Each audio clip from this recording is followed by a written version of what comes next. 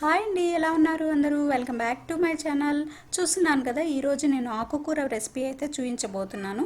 ఈ ఆకుకూర ఏంటంటే చుక్కకూర అండి. ఓన్లీ ప్లెయిన్గా చుక్కకూర ఆనియన్ వేసి చేస్తే చాలా టేస్టీగా ఉంటుందండి. మనకి నాన్ వెజ్ కూడా అవసరం లేదనమాట, అంత టేస్టీగా ఉంటుంది.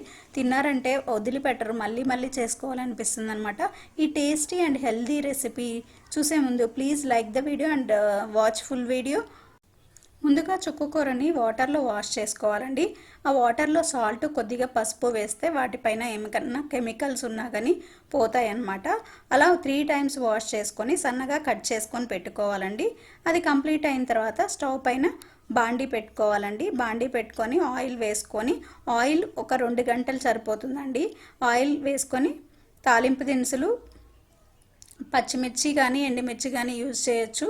అలాగే తాలింపు దినుసులు నేను ఇక్కడ చిన్నులపాయలు కూడా వేసానండి. ఎందుకంటే చిన్నులపాయలు కొలెస్ట్రాల్కి మంచిది కాబట్టి నేను ప్రతి కర్రీలో వేస్తూ ఉంటాను. ఆనియన్స్ కూడా వేసి పసుపు వేసుకొని ఫ్రై చేసుకోవాలండి. మనం మళ్ళీ సపరేట్గా ఈ ఆకుకూరకి తాలింపులాగా ఏమీ పెట్టట్లేదు, ఈ తాలింపే సరిపోతుందన్నమాట. ఇలా ఫ్రై అయిపోయిన తర్వాత మనకి ఆనియన్స్ ఆల్మోస్ట్ ఫ్రై అయిపోయినాయి. మరీ డ్రైగా ఫ్రై చేయొద్దు, మనం ఆకుకూర తినేటప్పుడు మనకి ఆనియన్స్ తగులుతూ ఉండాలన్నమాట. ఇలా ఫ్రై అయిన తర్వాత మనం సన్నగా కట్ చేసుకున్న చుక్కకూరను వేసి ఓన్లీ 2 నిమిషాల వరకే మూత పెట్టుకోవాలండి. 2 నిమిషాలకి ఈ విధంగా మగ్గిపోతుంది అనమాట ఆకుకూర. వాటర్ కంటెంట్ చాలా వస్తుంది. ఇలా మగ్గిన తర్వాత దీంట్లో మనము కారము, ధనియాల పౌడర్, జీలకర్ర పౌడర్ అండి, ఏమీ మసాలాలు వాడటం లేదు. మీకు ఇష్టం ఉంటే అల్లం పేస్ట్ వేసుకోవచ్చండి. ఇవన్నీ వేసి ఫ్రై చేసి దగ్గరికి వచ్చిన తర్వాత దించేసుకో.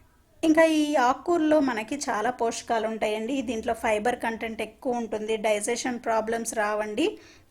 మనకి చుక్కకూర తినటం వల్ల చాలా హెల్దీ అనమాట. అలాగే బరువు తగ్గటానికి కానీ డైట్ మెయింటైన్ చేసే వాళ్ళైతే దీన్ని చక్కగా డైలీ అయినా తీసుకోవచ్చండి, చాలా మంచిది. అలాగే హార్ట్కి కూడా మంచిదండి. హార్ట్కి వెళ్ళేటప్పుడు మనకి బ్లడ్ క్లాట్స్ అలాంటివన్నీ రిమూవ్ అయిపోతాయి అన్నమాట.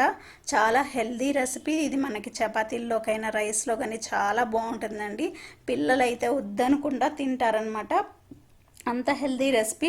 అలాగే మెయిన్గా లేడీస్కి అయితే ఇవి క్యాన్సర్స్ రాకుండా ఉంటాయంటండి. బ్రెస్ట్ క్యాన్సర్ కానీ ఇంకా సర్వైకల్ క్యాన్సర్స్ ఇవన్నిటిని ఇది క్యూర్ చేస్తుందంట. రాకుండా కొద్దిగా అయినా అట్లీస్ట్ 5 to 10% అయితే స్టాప్ చేస్తుందండి.